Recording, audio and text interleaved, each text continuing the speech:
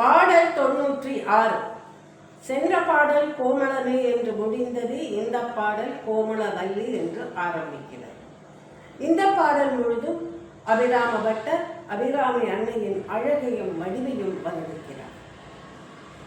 Butter அன்னையை கோமளவல்லி என்கிறார்.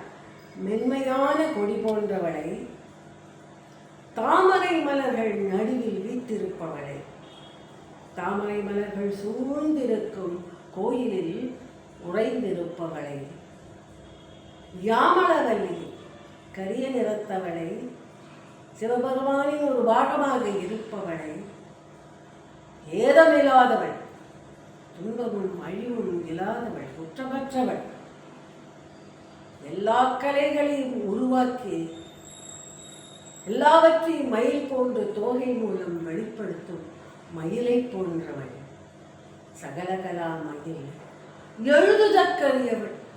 அவளை ஓவியமாக எழுதினாலும் கூட எழுத முடியாது, எழுதுவதற்கு அரியவள்.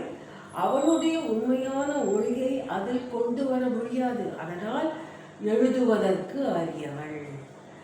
இப்படி பல சிறப்புகள் பெற்ற சியாமளையை அடியவர்கள் தம்மால் இயன்ற அளவு தொழுதால் அவர்கள் 7 உலகுக்கும் அதிபர்களாகலாம், உலகுக்கெல்லாம் தலைவர்களாகலாம்.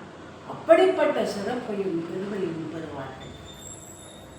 பெருமையும் புகழும் தலைமையும் பெற இந்த பாடலை பாட வேண்டும் என்று சொல்வார்கள்.